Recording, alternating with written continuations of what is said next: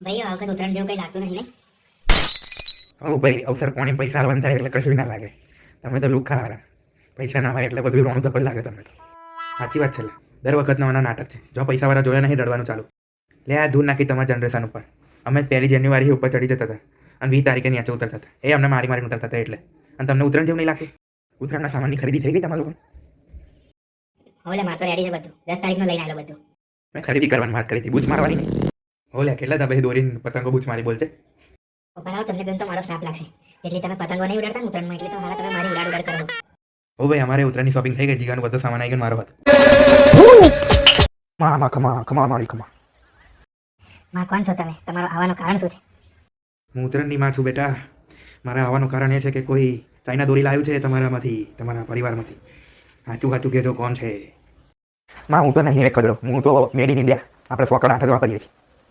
માં હું સાચું કહું, હું નહીં લાવે દોરી. કોઈ સાચું નહીં કહેતું એટલે મારે શ્રાપ આલવો પડશે કે જો જે હોમે નહીં આવે એની પતંગ નહીં ચગે, એનું કશું નહીં ચગે જીવનમાં. માફ કરી દો, ભૂલ થઈ ગઈ મારાથી, ભૂલ થઈ ગઈ માં, માફ કરી દો. હું જ લાવ્યો છું ચાઇના દોરી. માફ કરી દો મને, માફ કરી દો. કાકા તમારે શું જરૂર પડી ચાઇના દોરી લાવવાની? બાજુવાળા ડિમ્પલ ભાભીને ઇમ્પ્રેસ કરવા ચાઇના દોરી લાવી લો. ગઈ વખત પેલા ખજૂરી આવે જેની મારી પતંગ કાપી હતી ને, હવે એમને ચાઇના દોરી પતંગ કાપીને હું એમને ઇમ્પ્રેસ કરવાનો હતો.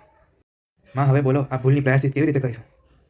તારી ભૂલ માફ થઈ જશે જો તું મને 4 કિલો ચીકી, 5 કિલો ઊંધિયું અને હવાર વધનો નાસ્તો તું મારા ડેરે ચડાવી દઈશ તો તારી ભૂલો માફ. અને ખાસ વસ્તુ 4 બોટલ જૂના સાધુની ભૂલતો નહીં, એ મારા ડેરે જોઈએ. માં ચડાવો તો હાલ દઈશું, પણ એવું લાગતું તમને કે ઉત્તરાયણ 2 દિવસની છે અને તમે 4 દિવસનો સામાન માગ્યો છે અને ઇન્સ્ટોલમેન્ટ નહીં ચાલે? અને આ 4 બોટલ સાધુની એ શું હતું એ ખબર ના પડી. એ તો મને ખબર પડી ગઈ, તમે મને પૈસા નાખી દીધું, હું લેતા આવીશ.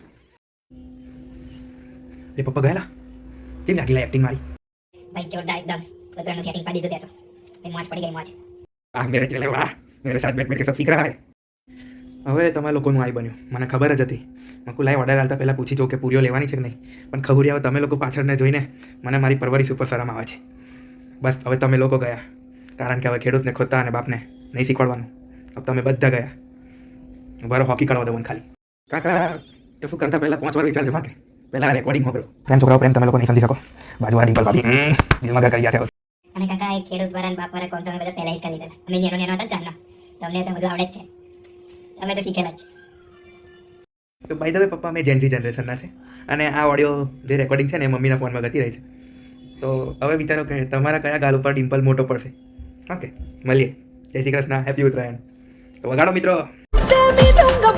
ముచ్చట్ల ముడిగిపోదమా bye bye bye bye bye bye bye లోనే